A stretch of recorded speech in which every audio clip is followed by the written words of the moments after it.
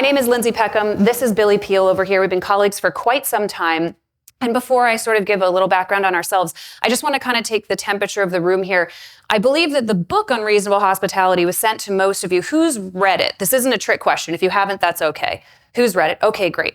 That just helps us understand sort of a baseline of for who this material is totally new for, and for whom this is going to be a little bit of a refresher mixed in with some fun, fresh anecdotes that you don't get in the book, and some additional tactics, and then some work that we're going to do together. So, Lindsay, Billy, we work together at a restaurant in New York City called 11 Madison Park. Who's heard of 11 Madison Park prior to the? Okay, great.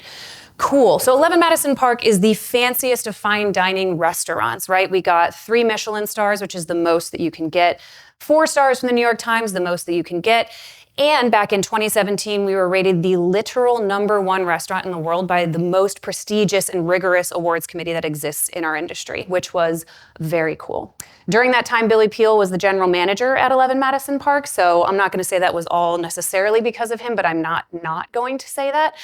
He's far too humble to say all of that himself. And then after that, he went on to be the director of operations for the entire company. So I was the guest relations manager at 11 Madison Park, which means I was kind of the fun patrol. I was the guy that you saw when you walked in the door for the first time. If you had questions to reach out beforehand, those all came to me. And all of the crazy fun things that we're going to talk about later in the day fell under my purview, which was fantastic.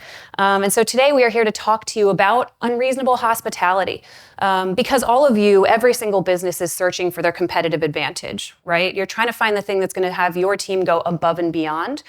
And in the tech industry, they use this term to describe that. It's called the moat, right? Like, what are you building around your business to protect it such that somebody is not going to come up behind you and totally eat your lunch? What are you protecting yourself with? And now a lot of companies that we talk to, their first instinct when they talk about the strength of what they're doing has to do with the strength of their brand, right? They have a really great reputation. People really know them. Or it's the strength of their product. They just know that they have the absolute best product in the world. And working on those two things becomes their priority. Now, we know this, and this is not an opinion, this is a fact. It's just borne out over history time and time and time again. Those things are not enough. It doesn't matter how good your product is, and it doesn't matter how strong your brand is, because at the end of the day, somebody is going to come up and they're going to create a better product than you have.